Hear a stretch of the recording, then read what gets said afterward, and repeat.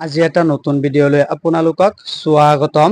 আজিৰ দিনটোৰ কেইটামান চৰকাৰী আঁচনিৰ গুৰুত্বপূৰ্ণ খবৰ, যেনে অৰুণোদয় আঁচনি, ভাৰত চৰকাৰৰ কৃষক আঁচনি, নিযুত মইনা আঁচনি আৰু গোটৰ সদস্যসকলৰ লাখপতি বাইদেউসকলে কেতিয়া টকাটো লাভ কৰিব, সকলোবোৰ চৰকাৰী আঁচনিৰ বিষয়ে আজি আমি এইটো ভিডিঅ'ৰ জৰিয়তে সকলোবোৰ তথ্য আমি আপোনালোকক জনাই দিম। যদি আপোনালোকে এই আঁচনিবোৰৰ হিতাধিকাৰী হয় তেনেহলে এইটো ভিডিঅ' ধৈৰ্য সহকাৰে শেষলৈকে চাই থাকিব। তেনেহলে বলক ভিডিঅ'টো আৰম্ভ কৰোঁ। প্ৰথমতে হৈছে যে অৰুণোদয় আঁচনি। প্ৰথম গুৰুত্বপূৰ্ণ খবৰটো হৈছে যে অৰুণোদয় আঁচনি। আপোনালোকে নিশ্চয় জানে যে অৰুণোদয় আঁচনিৰ টকাটো প্ৰতি মাহৰ 10 তাৰিখে সকলো হিতাধিকাৰীসকলৰ একাউণ্টত সোমাই যায়। কিন্তু এইটো মাহৰ 10 তাৰিখে অৰুণোদয় আঁচনিৰ টকাটো কোনো হিতাধিকাৰী একাউণ্টত এতিয়ালৈকে সোমোৱা নাই। কিয় টকাটো সোমোৱা নাই? ইয়াৰ বাবে বহুতে ভাবি আছে যে অৰুণোদয় আঁচনিৰ টকাটো হয়তো আৰু চৰকাৰে প্ৰদান নকৰিব, কিন্তু তেনেকুৱা কথা নহয়। কিয়নো এইটো মাহৰ 10 তাৰিখে শনিবাৰ আছিলে, সেইটো কাৰণে বেংক বন্ধ আছিলে, সেইটো কাৰণে টকাটো চৰকাৰে প্ৰদান কৰিব পৰা নাই। 11 তাৰিখ দেওবাৰো বেংকটো বন্ধ থকাৰ কাৰণে অৰুণোদয় আঁচনিৰ টকাটো চৰকাৰে প্ৰদান কৰিব পৰা নাই। এতিয়া চৰকাৰে ঘোষণা কৰিছে যে 12 তাৰিখ 13 তাৰিখ এই দুদিনৰ ভিতৰত অৰুণোদয় আঁচনিৰ টকাটো সকলো হিতাধিকাৰীসকলৰ একাউণ্টত সোমাই দিব। 12 তাৰিখ আৰু 13 তাৰিখ এই দুদিনৰ ভিতৰত আপোনালোকে অৰুণোদয় আঁচনিৰ টকাটো আপোনাৰ একাউণ্টত লাভ কৰিব। পৰৱৰ্তী দ্বিতীয়টো গুৰুত্বপূৰ্ণ খবৰ হৈছে যে PM কিষাণ। PM কিষাণৰ 18 নম্বৰ কিস্তিৰ টকাটো আপোনালোকে কেতিয়া লাভ কৰিব? যদি PM কিষাণৰ 18 নম্বৰ কিস্তিৰ টকাটো লাভ কৰিব বিচাৰে তেনেহলে আপোনালোকে কেইটামান গুৰুত্বপূৰ্ণ কাম কৰিব লাগিব। তেতিয়াহলেহে PM কিষাণৰ 18 নম্বৰ কিস্তিৰ টকাটো আপোনালোকে লাভ কৰিব। প্ৰথম কামটো হৈছে যে আপোনালোকে eKYC টো কমপ্লিট কৰিব লাগিব। eKYC টো যদি আপোনালোকে কমপ্লিট নকৰে তেনেহলে আপোনালোকে PM কিষাণৰ 18 নম্বৰ কিস্তিৰ টকাটো লাভ নকৰে।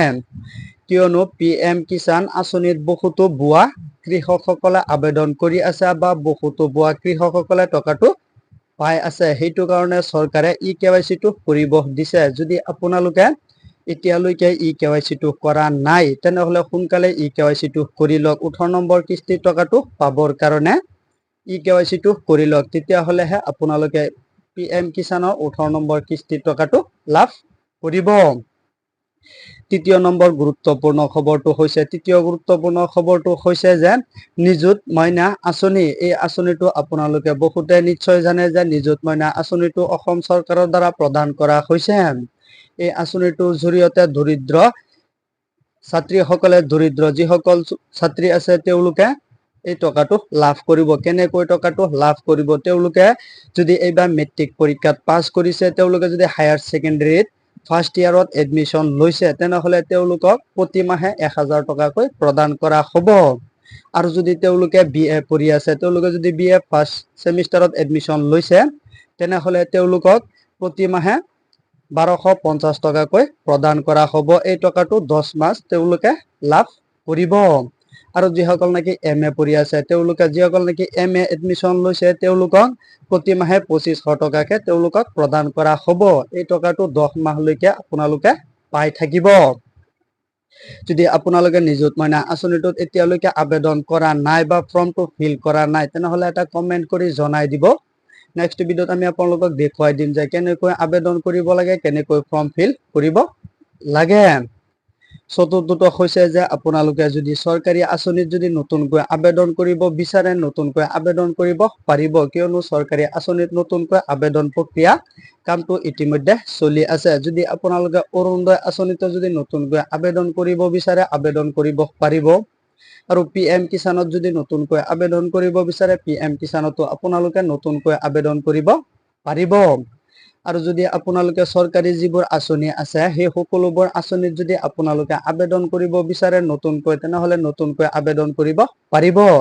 আৰু চতুৰ্থটো হৈছে যে আপোনালোকে লাখপতি বাইদেউসকলে কেতিয়া টকাটো লাভ কৰিব? যিসকল নেকি গোটত সদস্য আছে, যিসকল নেকি আত্মসহায়ক গোটৰ সদস্য হয় তেওঁলোকক 10,000 টকাকৈ প্ৰদান কৰিব বুলি চৰকাৰে কিছুদিন আগতে ঘোষণা কৰিছিলে। কিন্তু এতিয়ালৈকে টকাটো প্ৰদান কৰা নাই। এই টকাটো আপোনালোকে কেতিয়া লাভ কৰিব? নতুনকৈ আকৌ গছ পুলি প্ৰদান কৰি আছে, এই গছ পুলিবোৰ আপোনালোকে নতুনকৈ আকৌ লগাব লাগিব। গছ পুলিবোৰ লগোৱাৰ পিছত আপোনালোকে গছ পুলিৰ সৈতে এখন ফটো উঠাব লাগিব, 5টা ফটো উঠাব লাগিব। এই ফটোবোৰ আকৌ নতুনকৈ অমৃত বৃক্ষ আন্দোলন নামৰ এপছটো অথবা ৱেবছাইটত, অফিচিয়েলি ৱেবছাইটত গৈ আপোনালোকে তাত ফটোবোৰ আপলোড কৰিব লাগিব। তেতিয়াহ'লেহে আপোনালোকে টকাটো লাভ কৰিব। যদি এইখিনি কাম আপোনালোকে এতিয়ালৈকে কৰা নাই, তেনেহ'লে সোনকালে আপোনালোকে এই কামটো কৰি লওক, তেতিয়াহ'লেহে টকাটো লাভ কৰিব।